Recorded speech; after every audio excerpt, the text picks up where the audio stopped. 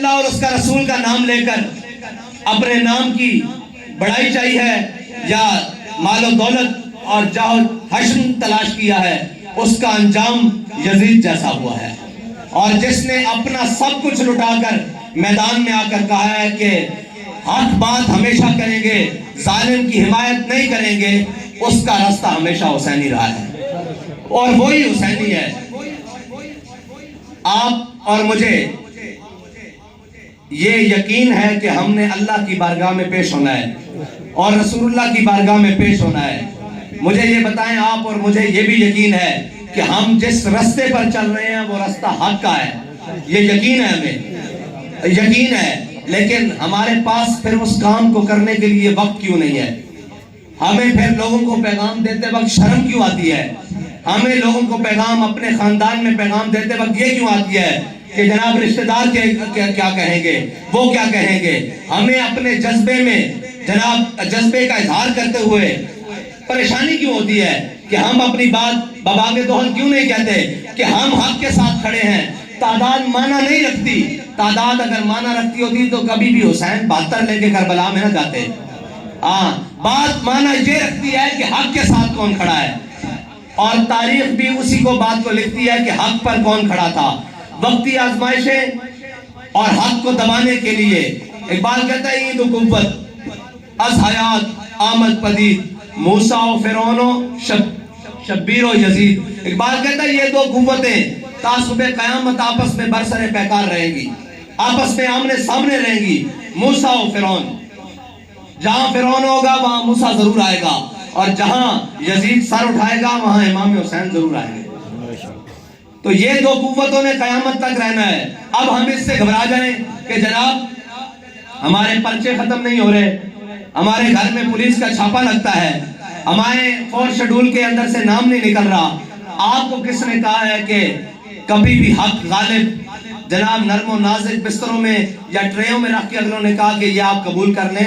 یہ سارے رستے کی سختیاں قبول کر کے جو چلے گا منزل اس کو ملے گی۔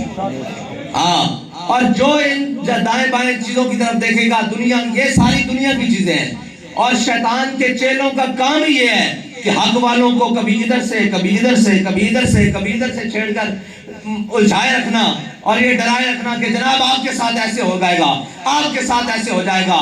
مجھے بتاؤ، ہمارے ساروں کے ساتھ امام حسین کے قبیلے سے زیادہ تو کچھ نہیں ہو سکتا۔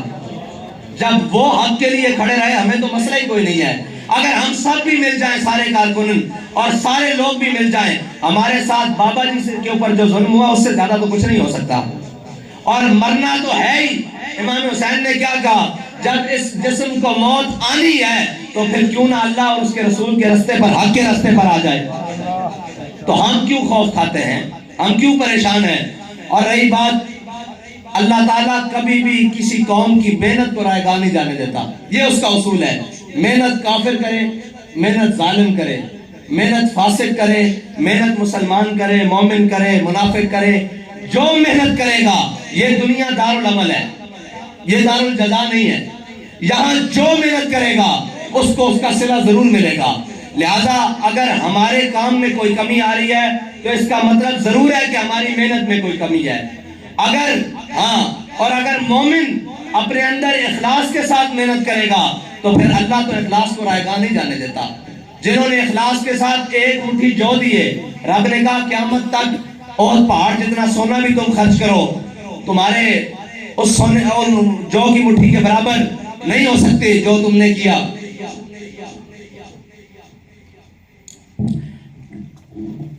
جو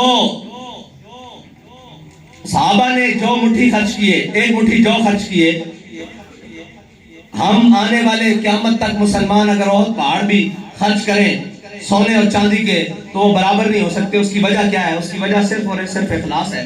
اور صحابہ نے جب دیکھا کہ کیسر و کسریٰ کی دولت اور کیسر و کسریٰ کے مال اور کیسر و کسریٰ کی جناب ساری چیزیں، ان کے جناب تاج جب مدینہ منورہ کی مسجد میں جمع ہونے شروع ہو گئے تو ان کی صحابہ کی آنکھوں سے آنسو جاری شروع ہو گئے۔ کہا یا اللہ، ہم نے کوئی بھی کام یہ تیرے نبی کے راستے میں، تیرے حبیب کے راستے میں جہاد، تیرے راستے میں مال خرچ کیا، اولاد دی، جانیں دی، دن نہ دیکھے رات نہ دیکھے، جو کچھ بھی کیا ہم نے اس لیے نہیں کیا کہ اس کا صلہ تو ہمیں دنیا میں دے دے، لیکن ہم کیا ہے کہ ہم اتنا سا کام کرتے نہیں، صلہ لینے دوڑ پڑتے ہیں، جی ہم نے یہ کیا، ہم نے وہ کیا۔ بھائی صحابہ نے تو اپنے بچے بھی دیے، اپنا مال بھی دیا، اپنی جانیں بھی دی، اپنی اولادیں بھی قربان کی رکھیں، لیکن کوئی بھی صلہ مانگنے حضور کی بارگاہ میں نہیں گیا، بلکہ حضور نے جس کو نوازا تو صحابہ رونے لگ پڑے، یا رسول اللہ ہم نے اس لیے تو نہیں کیا، ہم نے تو آپ اللہ اور اس کے رسول کی رضا کے لیے کیا ہے۔ تو جس کا عمل بے غرض ہے اس کی جزا کچھ اور ہے، جس کا عمل بے غرض ہے اس کی جزا کچھ اور ہے۔ حور و خیام سے گزر، بادہ و جام سے گزر۔ اقبال کہتا ہے اگر تو جنت کی لالچ میں نیکیاں کیا جا رہا ہے تو یہ کوئی مزیداری والی بات نہیں ہے، یہ تو جناب کوئی بھی کرے گا اس کو مل جائے گا۔ اقبال کہتا ہے جو بھی تو اپنا عمل کر رہا ہے اس کو اللہ کی رضا کے لیے چھوڑ دے، جب تو اللہ کی رضا کے لیے چھوڑ دے گا پھر کائنات دنیا و آخرت کی تمام نعمتیں تیرے پاؤں میں ہوں گی۔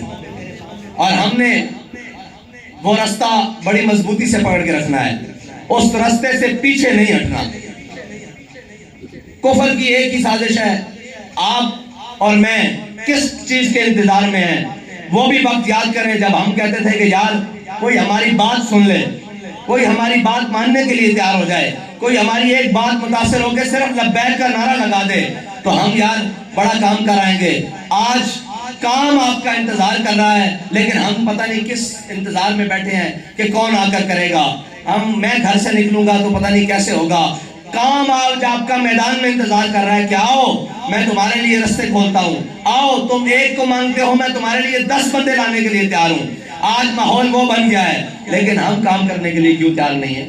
ہم کام کرنے باہر نکلنے کے لیے کیوں تیار نہیں ہیں؟ امیر ہو مرکزی یا نیچے جناب آخری وارڈ کا امیر ہو، ہمیں باہر جاتے ہوئے کیوں شرمندگی آتی ہے؟ لوگوں کے دروازے کے اوپر دستک کے اوپر دیتے ہوئے کیوں شرمندگی آتی ہے؟ یار وہ جھوٹوں کا نعرہ لگائیں 30 سال، ان کو کوئی شرم نہ آئے، وہ کہیں سانو میاں ہوتے ناز ہے، وہ یہ کہیں، دوسرے کہیں کہ جناب عمران خان ہماری ریڈ لائن ہے۔ ہمیں یہ کہتے ہوئے شرم آتی ہے کہ ناموس رسالت پر ہماری مال بھی حاضر، جان بھی حاضر، بچے بھی حاضر، اور حضور ہم نے آپ کے نظام کو اس ملک کے اندر لانا ہے۔ یہ ہمیں دروازہ کھٹکا کر کہتے ہوئے شرم آتی ہے۔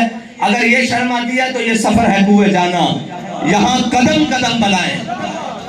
کوئی یہ سمجھے کہ جناب آج حالات بڑے اچھے ہیں، ہم نے بڑے اچھے ماحول میں ورکر کنونشن کر لیا ہے، کل بھی ایسے ہی ہوگا، ہو سکتا ہے کل ہمارے ہاتھوں میں بھی بیڑیاں اور پاؤں میں بھی بیڑیاں ہوں۔ ہاں جتنا آپ کو وقت میسر ہے اتنا کام کریں، اور حالات کبھی بھی اسلام نے اچھے نہیں رکھے۔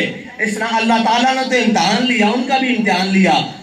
جن کے ایمان میں کوئی رتی برابر شک ہی نہیں کر سکتا، جن کے دلوں کو اللہ نے ازل میں دیکھا، ان سے پاکیزہ دل کسی کے نہیں پائے، لیکن اللہ تعالیٰ نے ان کو بھی ہر امتحان سے گزارا، ہر امتحان سے گزارا، اولاد کے امتحان سے، مال کے امتحان سے، جان کے امتحان سے، جناب فصلوں کے امتحان سے، کھیتی باڑیوں کے امتحان سے، کاروبار کے امتحان سے، جان کے خطرے کے امتحان سے، ہر امتحان سے گزارا۔ پھر جا کر کہا رضی اللہ عنہم ورضوا عنہ، اللہ نے پھر جا کر کہا ہمارے ہاں کچھ ہوتا نہیں، او جی ایسے ہو جائے گا، یار ہو جائے گا پھر کیا ہوگا؟ پھر کیا ہوگا؟ کچھ بھی نہیں ہوگا۔ آپ کو اپنے مشن اور اپنے نظریے سے غرض ہونی چاہیے، کچھ رہے نہ رہے باقی۔ یہ کیا بات ہوئی کہ جناب یہ ہو جائے گا وہ ہو جائے گا، میری دستار سرے راہ بھی کھل جائے تو اس میں کیا عیب ہے؟ جب حضور کی ناموس کا پرچم بلند ہو جائے گا، جب جناب ختم نبوت کا پرچم بلند ہو جائے گا، جب دین اسلام کا پرچم بلند ہو جائے گا تو ہماری ساری دستاریں، ہمارے منہ پر کوئی جوتیاں بھی مارے اس سے کیا غرض ہے، لیکن حضور کے دین کا پرچم بلند ہونا چاہیے۔ لیکن اس کے لیے شرط یہ ہے کہ آپ کو میدان میں آنا پڑے گا، گھر بیٹھ کر نہیں۔ کس بات کی سستی؟ اور شیطان کا کام یہ ہے کہ وہ مومنوں کے اندر سستی ڈالتا ہے، اور جو مومن ہے وہ شیطان کی بات کو قبول نہیں کرتا۔ شیطان کا کام ہے کسی ایک کے کان میں ایک بات کرنا، پھر وہ موری مجلس میں پھر جانا، پھر دوسری شیطانی لگا دینا، پھر تیسری شیطانی لگا دینا، پھر یہ پھر وہ۔ اور آپ اور میں تو جس دور میں رہ رہے ہیں یہ تو ہے ہی فتنوں کا دور، یہ تو ہے ہی فتنوں کا دور۔ یہاں تو اس قدر شدید فتنے ہیں کہ شاید ہوا میں اتنی تیزی نہ ہو، اتنی خنکی نہ ہو جتنی فتنوں میں جناب تیزی ہے۔ لیکن ان فتنوں کا علاج بھی تو ہمیں بابا جی بتا کر گئے ہیں کہ جہاں کوئی غاصب، جہاں کوئی ظالم، جہاں کوئی جناب جابر، جہاں کوئی کافر سر اٹھائے اس کے سامنے لبیک یا رسول اللہ کا نعرہ لگانا ہے۔ اور یہی تو ایمان والوں کے اندر اور جناب منافقوں کے اندر فرق ہے. لبیک کا نعرہ یا رسول اللہ لبیک لبیک لبیک یا رسول اللہ لبیک لبیک لبیک یا رسول اللہ لبیک لبیک لبیک یا رسول اللہ لبیک لبیک لبیک یا رسول اللہ لبیک لبیک لبیک یا رسول اللہ لبیک لبیک لبیک یا رسول اللہ لبیک لبیک لبیک یا رسول اللہ. اور ہم کہیں بھی پیغام دینے چلے جائیں, میں آپ سے کہتا ہوں کتنا بھی کوئی ہمارا بڑا دشمن ہوگا, وہ کم از کم ہم حضور کے دین کی بات کریں, ناموس رسالت کی بات کریں, وہ کم از کم ہمیں پتھر نہیں مارے گا. لیکن میرے آقا و مولا صلی اللہ علیہ وسلم خود طائف میں پیغام لے کر گئے ہیں اسلام کا, اور حضور کے نالین مبارک خون سے بھر گئے. حضور کو انہوں نے اتنے پتھر مارے, یار ہمیں تو پتھر نہیں لگتے, ہم تو کسی کو کہیں وہ تو اپنی جناب ڈرائنگ روم کا اور بیٹھک کا دروازہ بھی کھول دیتا ہے آپ کے لیے, چلو بات تو سن لو. ابھی تو ہمارے اوپر وہ وقت نہیں آیا, پھر بھی ہم اللہ اور اس کے رسول کا پیغام پہنچانے میں کیوں شرم محسوس کرتے ہیں؟ شرم اور باتوں میں بڑی, لیکن رب اور رسول کا جب نام آ جائے تو ہر چیز سے بیگانہ ہو کے اور دیوانہ ہو کر حضور کا نام لو اور حضور کا پیغام بچاؤ. ایک دفعہ جھٹلائے گا, دو دفعہ جھٹلائے گا, کتنی بار جھٹلائے گا, آخر میں آ کے وہ کہنے شروع ہو جائے گا یار یہ اپنی بات میں سچے ہیں, ان کی بات سن تو لو ایک دفعہ. جس کی بات کیا کافروں نے کہا تھا, انہوں نے کہا تھا محمد عربی کی بات سننی نہیں, کانوں میں روئی ڈال کے جانا. اگر سن لی تو پھر آپ ان پر ایمان لائے بغیر رہ نہیں سکتے. اسی طرح بابا جی کا پیغام ہے, جس نے سنا نہیں اس کے دل پہ تو اثر نہیں کیا, جس نے ایک دفعہ سن لیا اس کا دل موم ضرور ہوا.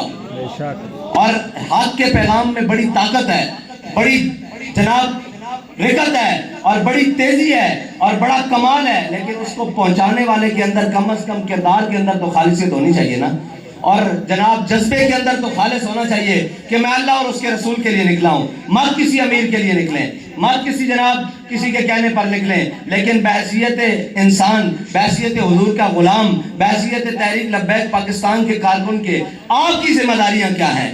ہمیشہ چھوٹا یہ پوچھے گا کہ آپ کی ذمہ داری کیا ہے. ہماری ذمہ داریاں یہی ہیں کہ آپ کے مشن کو کہیں نہیں بیچنا, نہ آپ کے جناب نظریوں کو کہیں بیچنا ہے, نہ آپ کے جناب جذبات کو کہیں بیچنا ہے, لیکن آپ کی ذمہ داری یہ ہے کہ آپ جا کر اپنے چھوٹوں سے پیار کریں, اپنے رہنے والوں کو اس مشن کے اوپر لے کر آئیں اور ان کو بتائیں کہ جناب حق کا راستہ یہ ہے. اور یاد رکھیے گا اللہ بے نیاز ہے اس بات سے کہ آپ اور میں کام کریں اس کے دین کا یا نہیں, یہ بے نیاز ہے.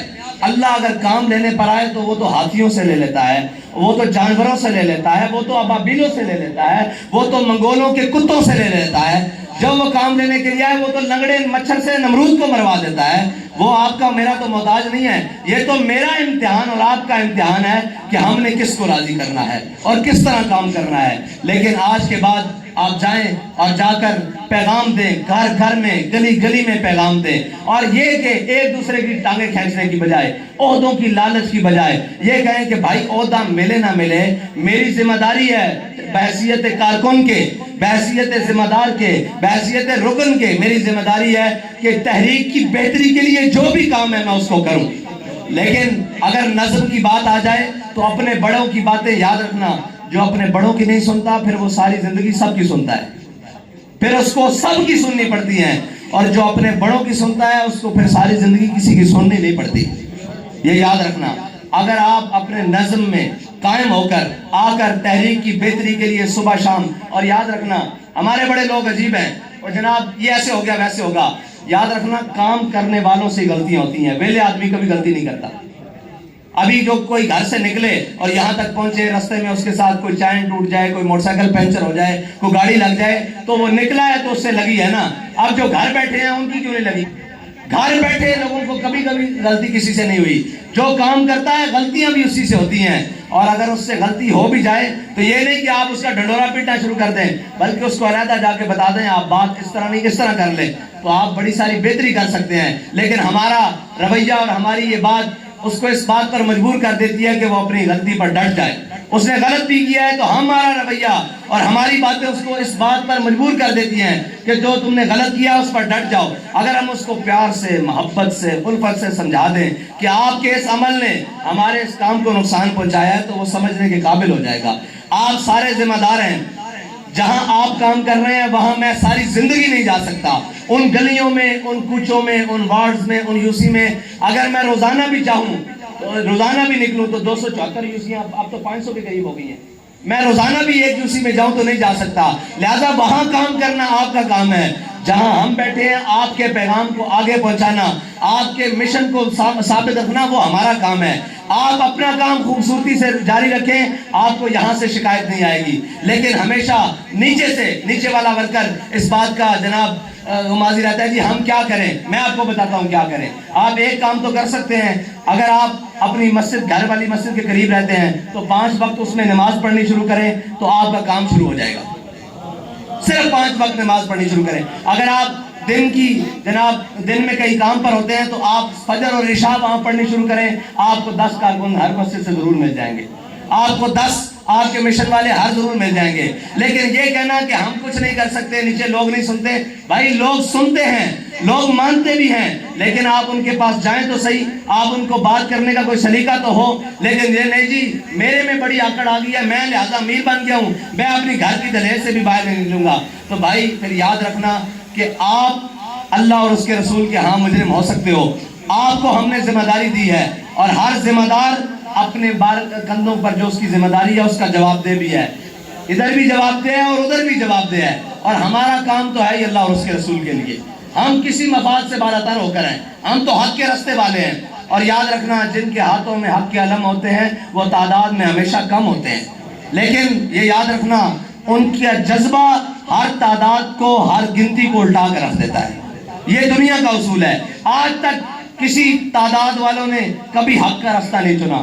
حق کے راستے کے لیے ہمیشہ غریب، ہمیشہ مسکین اور نیچے سے لوگ اٹھتے ہیں، لیکن ان کا جذبہ اور ان کی نیت بڑی خالص اور پاک ہوتی ہے. اگر ہماری نیتوں میں کہیں فطور ہے تو آؤ از سر نو اپنی نیتوں کو ٹھیک کر لیں، اپنے جناب چیزوں کو ٹھیک کر کے دوبارہ میدان میں اتریں اور یہ کہیں کہ یا اللہ جو ہم سے سستی ہوئی یہ اس کی تو معافی دے دے، آئندہ کے بعد ہم تیرے راہ میں. حضرت انس بن نضر نے سستی ہوئی تھی نا ایک جنگ میں، کسی عذر سے پیچھے رہ گئے حضرت انس بن نضر، تو پھر کیا کہا اللہ سے؟ لَيَرَيَنَّ اللَّهُ، یا اللہ موقع دے، تو بھی دیکھے گا میں تیری راہ میں کیسے کام کرتا ہوں. اللہ نے آج آپ کو اور مجھے موقع دیا ہوا ہے. آؤ نکلیں حضور کے دین کے لیے کام کریں. اور یہ یاد رکھنا قبریں ان کی بھی اتنی ہوتی ہیں، کبھی بڑی اور چھوٹی نہیں ہوئی، نہ اندر ہیٹر اور جناب اے سی لگے ہیں. بزدلوں کی قبریں بھی اتنی ہوتی ہیں اور دلیروں کی قبریں بھی اتنی ہوتی ہیں. اور آج تک جو کہتے تھے کہ جناب ہم مارے جائیں گے اس کام کے لیے، ان کی قبریں بھی قبرستانوں میں موجود ہیں. مر تو جانا ہے، لیکن اس نے کیا کہا تھا ظہیر الدین بابر نے، کیا ہو ذرا شان سے مر جائیں، ذرا حضور کا نام لیتے ہوئے دنیا میں چلے جائیں. اور یہ یاد رکھنا جو ان کے نام پر مر جائے پھر وہ مرتا نہیں ہے، وہ پھر مرتا نہیں ہے، پھر وہ جناب حیات ابدی میں چلا جاتا ہے. ان کے نام لیوا کبھی مر سکتے ہی نہیں، اس لیے کہ اگر وہ مر جائیں تو پھر دنیا میں رہے کیا ہے، پھر دنیا کا نظام کیسے چلے. آؤ حضور کے دین کے لیے دیوانہ بار ہو کر، ہر کسی ملامت والے کی ملامت سے دور ہو کر، ہر پریشانی اور غم سے دور ہو کر حضور کے دین کا کام کریں اور حضور کے پرچم کو پوری دنیا پر لہرانا ہے. آپ کی میری ذمہ داری تو ابھی فلسطین تک بھی ہے، ابھی کشمیر تک بھی ہے. ابھی تو ہم اپنے شہر لاہور کی گلیوں میں نہ نکل سکیں تو آپ کو کیا خیال ہے پھر فلسطین میں جمعہ پڑھائیں گے؟ ایسے تو ممکن نہیں ہوگا. فلسطین میں جمعہ پڑھانے کے لیے پہلے لاہور کو بھی تو مضبوط کرنا پڑے گا، پہلے جناب قصور کو بھی مضبوط کرنا پڑے گا، پہلے شیخ اپرے کو بھی مضبوط کرنا پڑے گا، پہلے جناب ننکانے کو، پنجاب کو، پھر پاکستان کو، پھر عالم اسلام کو مضبوط کرنا پڑے گا. پھر اور یاد رکھنا اللہ نے کبھی سچے جذبوں کو جھٹلایا نہیں، اللہ تعالیٰ نے کبھی ان کو ناکام نہیں کیا. ان کو ہمیشہ اللہ کامیابی دیتا ہے، لیکن اللہ دیکھتا ہے کہ میرے بندے کی میری راہ میں لگن کتنی ہے، میری راہ میں محبت کتنی ہے، میری راہ میں خلوص کتنا ہے، میری راہ میں جذبہ کتنا ہے. اگر جذبہ صادق ہو تو پھر مار کھانے والا مکے کی گلیوں میں بلال کعبے کی چھت پر آ ہی جاتا ہے. لیکن پہلے مار بھی ہوتی ہے، پہلے سختیاں بھی ہوتی ہیں، پہلے ملامت بھی ہوتی ہیں، پھر بلال کے ہاتھ میں امیہ آ ہی جاتا ہے اور پھر بلال یہ کہہ ہی دیتے ہیں کہ جا امیہ ہلاکا بلال. پھر امیہ کو پناہ دینے والے کوئی بھی ہوں، بلال اس کو گھسیٹ کر علیحدہ کر ہی دیتے ہیں اس کے سر کو جسم سے. ہاں یہ وقت آ ہی جاتا ہے، لیکن اس سے پہلے مشکلات کو، پریشانیوں کو سامنا کرنا پڑتا ہے. اللہ تعالیٰ مجھے اور آپ کو حضور کی خالص محبت عطا فرمائے اور حضور کے دین کے لیے ہمیں اپنا جان، مال، وقت ہر کچھ صرف کرنے کی توفیق عطا فرمائے. اور رہی بات دنیا سے راضی جانے کی، دنیا کے کاموں کی، تو دنیا سے راضی فرعون بھی نہیں گیا، دنیا سے راضی نمرود بھی نہیں گیا، دنیا سے راضی حامان اور قارون بھی نہیں گئے. یہ دنیا بڑی جناب عجیب ہے. کیا ہے؟ جدد السفینہ تفی بحر عمیق، اے یا ابا ذر جدد السفینہ تفی بحر عمیق، اے ابو ذر یہ دنیا کے جناب سمندر بڑا ہی گہرا ہے، اس میں اپنی کشتی کو حق کے راستے پر رکھنا. اور اگر وہ حق کے راستے پر ہوئی تو وہ کنارے میں ضرور لگے گی، اور اگر وہ حق کے راستے پہ نہ ہوئی تو دنیا اس کو اپنے اندر غرق کر لے گی. یہ زندگی بھی ایسے ہی ہے جناب کشتی کی طرح، اور دنیا جناب سمندر ہے، اس سے کوئی بھی راضی نہیں گیا. آج تک ہمارے جناب بڑے کہتے تھے پوری کسی دی نہیں پئی، پنجابی دا جملہ میں پوری آج تک کسی دی نہیں پئی اور نہ پینی. یہ دنیا دا اصول ہے. ہاں پوری اس دی پینی جڑا اللہ دے راستے تے لگ پیندا، پھر رب فرماندا میں اس دے کماں نوں لگ پیندا، اس دے سارے کم میں کردا. اللہ دے راستے وچ کچھ آ کے تے دیکھو، کچھ اپنا وقت دے کے تے دیکھو. اور چمن میں میری تلخ نوائی گوارا کر. اقبال کہتا ہے چمن میں میری تلخ نوائی گوارا کر کہ زہر بھی کرتا ہے کبھی کار تریاکی. اقبال کہتا کدی کدی زہر بھی موت تو بچن دا سبب بن جاندہ. اے ساڑیاں سخت گلاں اور نرم گلاں انہاں نوں اپنے دلاں وچ بھی جگہ دیو اور اپنے عمل وچ بھی جگہ دیو. اللہ تعالیٰ تانوں تے مینوں اخلاص سے عمل عطا فرمائے. واخر دعوانا الحمدللہ.